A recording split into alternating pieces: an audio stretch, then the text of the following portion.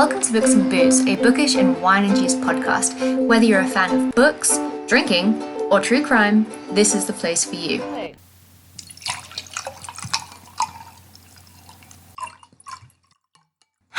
Did you hear that? The sound of spicy South African Shiraz being poured into a glass. Hello, fellow books and boozers. I am aware that I should probably not be having a glass of wine right now because if you can hear by the sound of my congested voice, I am recovering from probably the worst flu in the world. But I decided I needed a glass of wine right now because, holy shit, I just did something pretty ballsy. I feel this needs addressing because this is a podcast called Books and Booze. With a podcast or anything with booze in the title, it needs addressing that there comes a time when too much booze is a thing. You know, you can enjoy booze for what it's worth, but at some stage or another, you need to know when to stop. And unfortunately, my mother is an alcoholic, and she doesn't know when to stop. And she just left in the car, drunk, and I couldn't stop her. So I reported her to the police, which, you know, for a daughter to do that to their own mother, I know that's horrible, but she could kill someone. So I hope she gets caught, and I wanted to say this here on my podcast because I don't support drink driving whatsoever. I really think if you need to pay that money to get a taxi home, in a town like mine, we don't have things called Ubers. In South Africa, I know it's a tiny town, but regardless, even though a taxi fare might be really expensive, do it, because it is so much better than risking someone else's life, let alone your own. Now on with the show.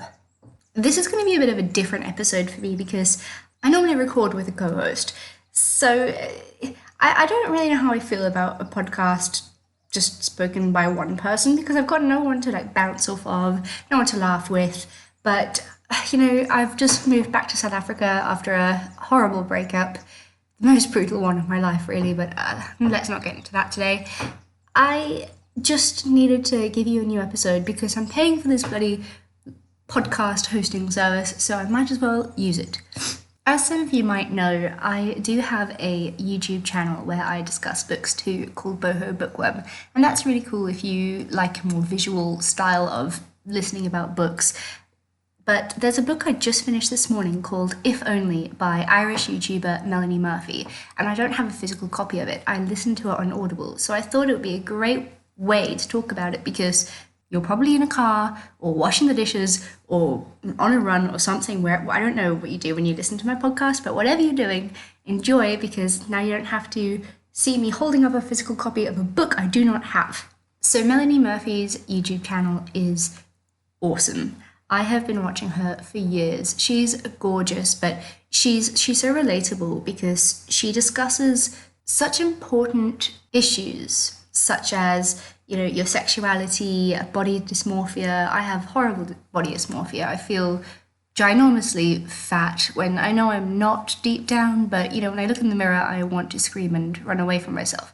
And she speaks about LGBTQ and she talks about eating disorders and mental health and women issues like your period and stuff like that. And she's just got no filter and I adore her.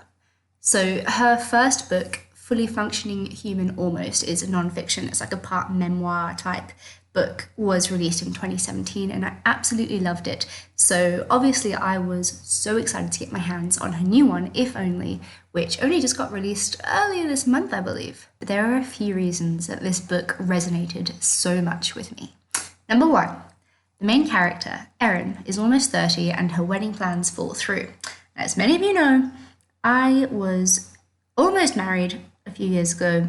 Didn't happen. Guy ran off with my bridesmaid, which was really nice of them to do. Insert sarcasm there. And then also I'd just finished telling all my friends and family in South Africa to start preparing their finances to come and watch me get married in Australia next year. So that happened. And now obviously there will be no wedding and no Australia. any further. So anyway, morbid over. Reason number 2, Erin's life is a mess, which of course mine is now since the breakup.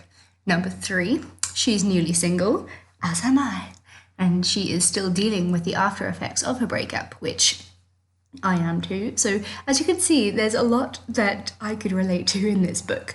And number 4, she's second guessing every decision that she's ever made in life and wondering how things would have turned out if she'd chosen another route. To be honest, even though I enjoyed her first non-fiction book so much, I was quite nervous that I wasn't going to connect with her first debut novel because I'd heard that there was a pinch of magic included. So basically the premise is this girl, Erin, who I just told you about, who basically is me in fictional form. She's gifted a necklace from her grandmother, which allows her to see what her world would have been like if she was in an alternate life.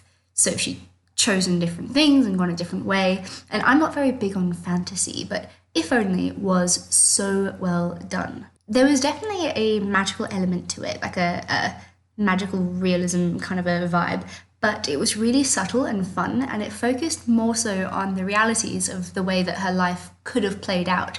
And I found that really emotional at times, and in general, this book just gave me all the feels. I've been sick to death while I've been listening to this book on Audible, and while it was definitely, yes, it was sad, but it was also really funny, and it had that Irish humour to it. It was the perfect read for when I was sick.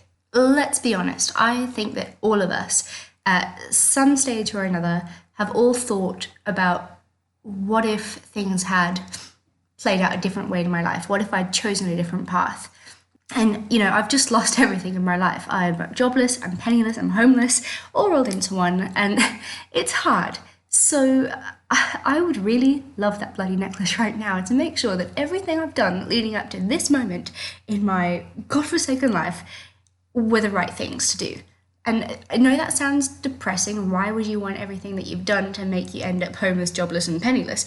But I'll tell you what, I've decided that I am going to be optimistic and remain positive, because having lost everything means that I've been given a clean slate in life, which a lot of people don't get that opportunity. So I'm going to get through this tough part, which is me trying to get back on my feet again, and I'm going to take this time to focus solely on me and create the life that I have always wanted for myself. I'm not going to focus on anyone else or give up my independence for anyone else or, bend over backwards for anyone. This is now my time. So I know it's not going to happen overnight, and I have no idea what it is that I want to do or where I want to go. There's so many options, and the world is literally my oyster.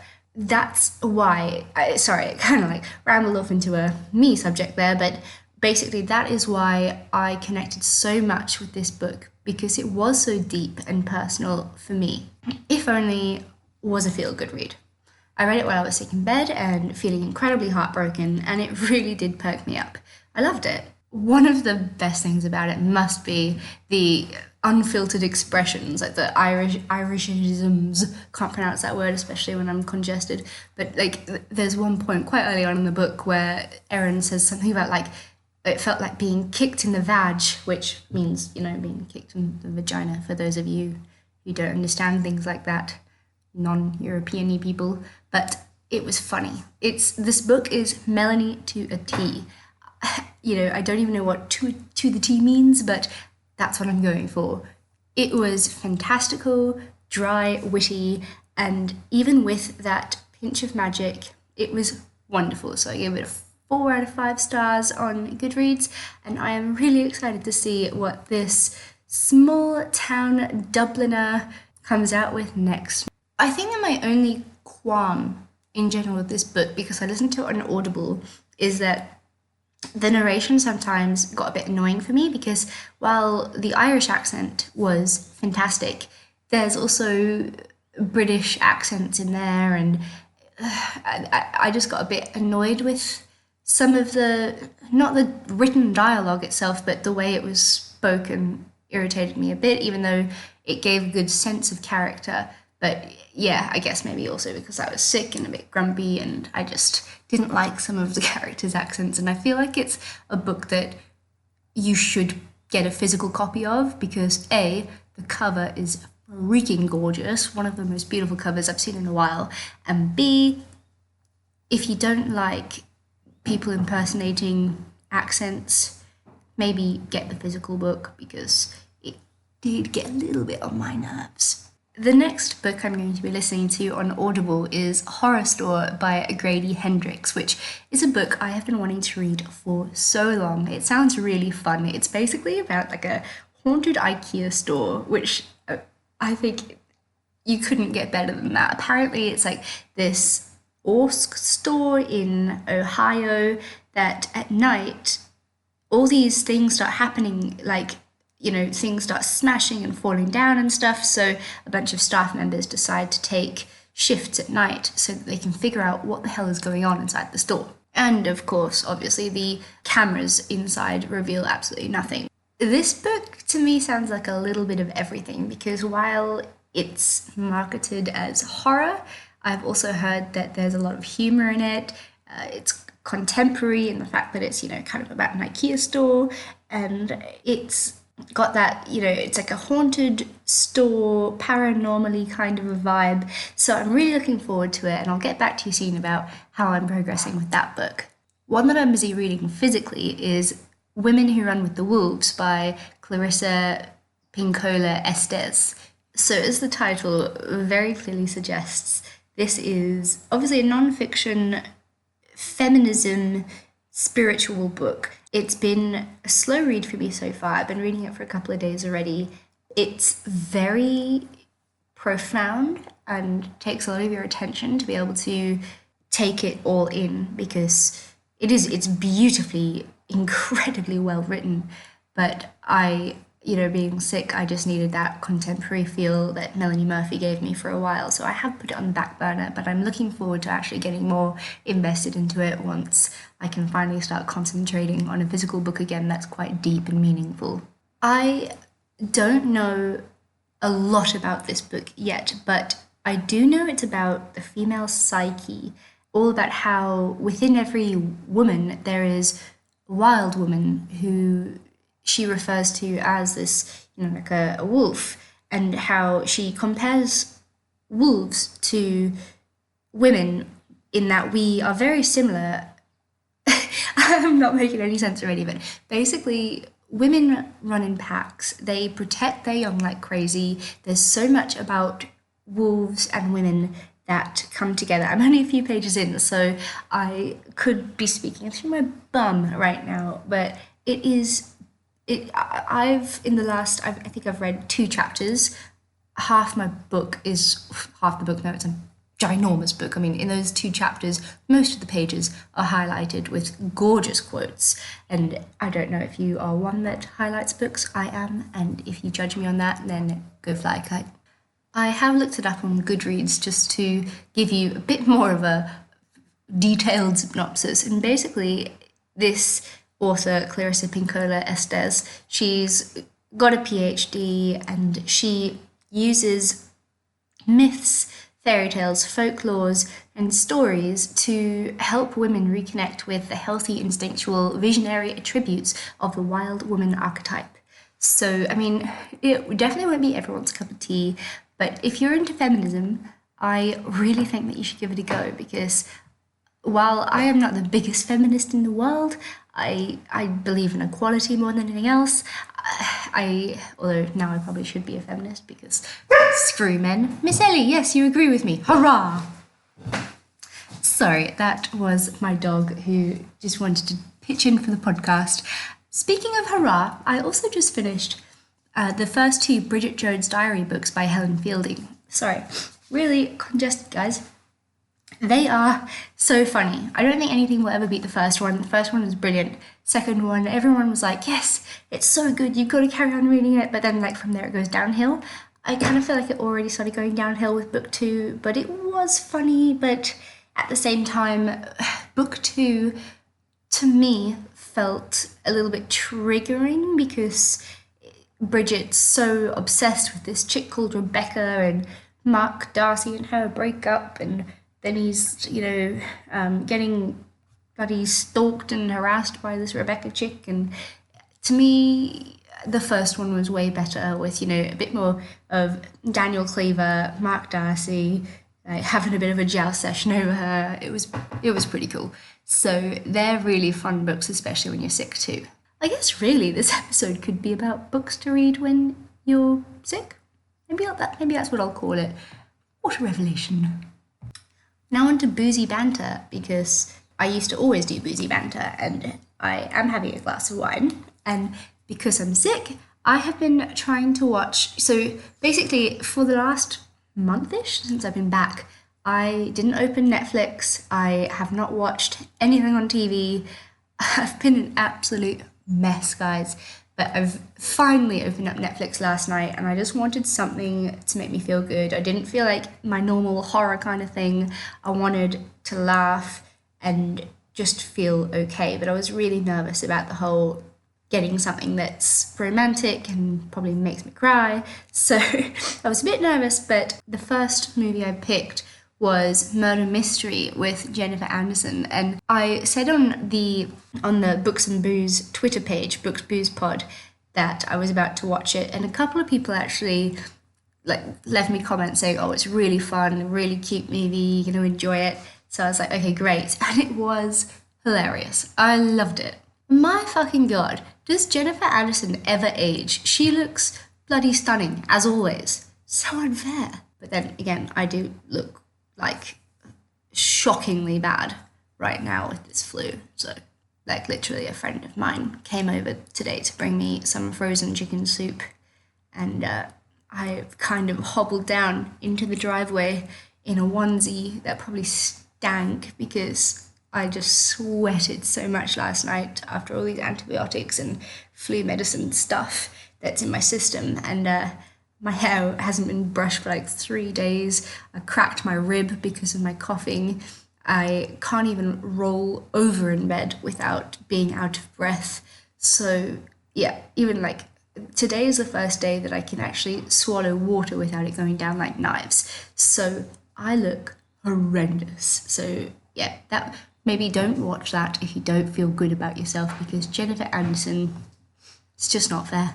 I think the reason I decided I was going to like this straight off the bat was because Jennifer Anderson is married to this detective, and it's their wedding anniversary, and she kind of hints that she wanted to go on this trip to Europe or something 15 years ago for the honeymoon, and it never happened because he was so busy. So he kind of gets guilt tripped into organizing this trip behind her back very quickly. And on the plane, she's reading this, murder mystery novel, and as Books and Booze is predominantly about murder mysteries, not that anything about murder mysteries was actually spoken about until now on this episode. Sorry, guys. I instantly liked it that she was always reading thrillers or murder mysteries and stuff, and her husband's looking over at her, and he's like, the butler did it. And it was just really funny at first, so I was like, yes, I'm going to enjoy this. While she's on the plane, there was so much stuff that was also super relatable, like the fact that she was like, please, to her husband, she was like, please do not put your chair down because it's rude. And what does he do? He puts his chair down, and when someone puts their chair down, it annoys me so much, because then it's the TV's right in your fucking face. Sorry, I just palmed my face, but you can't see me, so I don't know why I'm doing hand gestures right now. Podcasting is something I don't think I'll ever actually really get used to. But he eventually starts snoring, and the earplugs are $9 or something, so she's like, oh, fuck it. So she goes for a walk, and she winds up in first class, where she finds this very attractive man who is a viscount, and they end up chatting and having a drink, and he ends up inviting Jennifer Anderson and her husband, who is it? I always get these two confused. I think it's Adam Sandler is her husband. So obviously, great cast.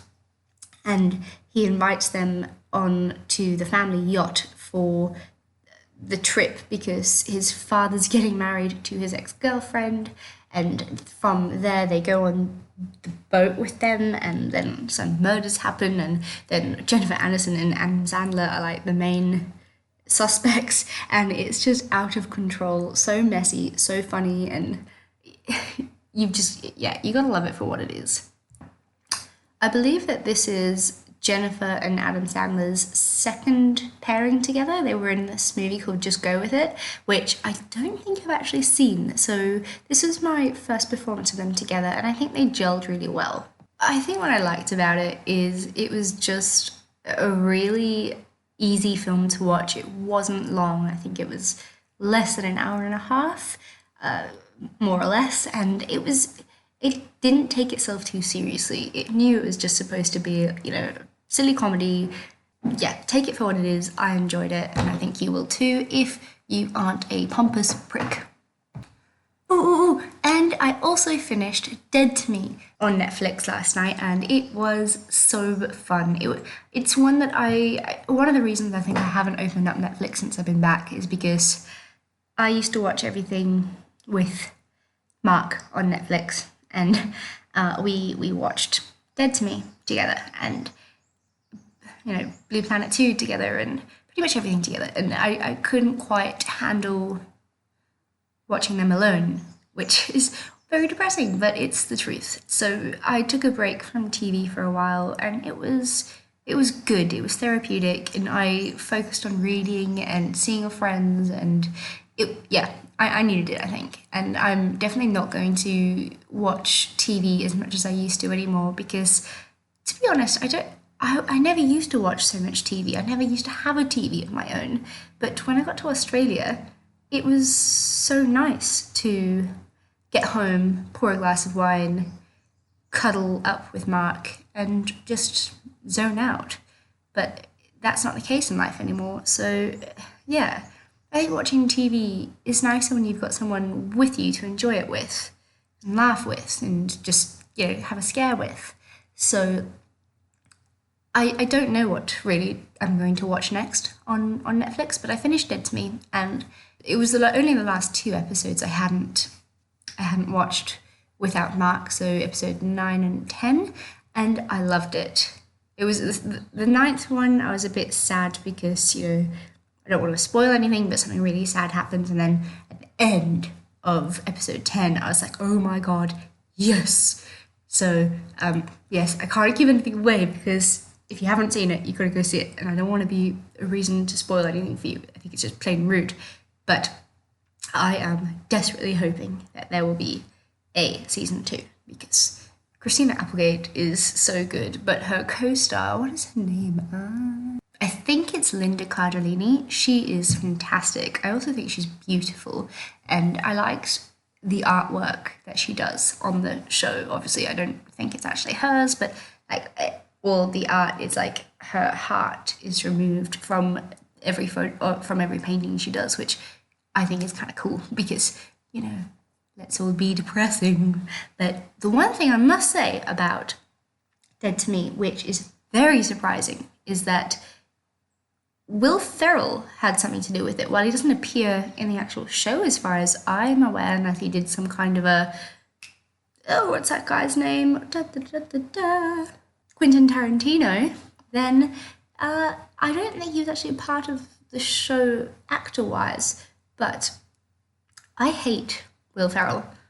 He is one of my worst actors in the world. So the fact that he had anything to do with this show at all is surprising. But, maybe he's better at directing or doing whatever he did in that than actual acting, because he just scares me. I don't like him, I love horror movies, and if he acted in a horror movie, maybe it would be different. I don't know. I'm sorry, Will Ferrell, if you're listening to this, which you probably are, because Books and Booze is awesome. Just don't enjoy, especially Elf. Ugh. Anyway, so that was pretty much my boozy banter and the books I've been reading. In other news, if you didn't already know this by seeing it on Instagram, Books Booze Pod is no longer around, or I don't think it is. I have a new Books and Booze Instagram called Books Booze Podcast. So please go give that a follow because I am starting from scratch. I lost over 1,000 followers and it's hard to restart when you've been building something for so long, but clean slate, as I said earlier. So just gonna be positive and happy and take life as it bloody well comes. I hope you're all well, and I hope you didn't mind this, single solo episode of mine. Let me know if you did. Maybe send me a tweet or an Instagram message. I'd like to see if anyone thinks I should do more of them, or if you prefer episodes with someone to, have banter with me, because I do like those. I'm not sure about these ones, but it is nice to kind of be able to ramble by myself, I guess. Anyway, I'm going now to finish this wine and hopefully find out that my mother's been arrested. Adios! Thanks for listening to Books and Booze. You can find us on Instagram under Books Booze Podcast, or alternatively under boho_bookworm. The Twitter account for this podcast is Books Booze Pod. We also have a Patreon if you'd like to support me by donating as little as $1 a month. I'm not gonna lie, guys, I kinda need it. As always, it's been a pleasure. I hope you enjoy, and if you have anything to say, please let me know, because I love hearing from you after you've listened to an episode. Have a great day, guys, and drink responsibly.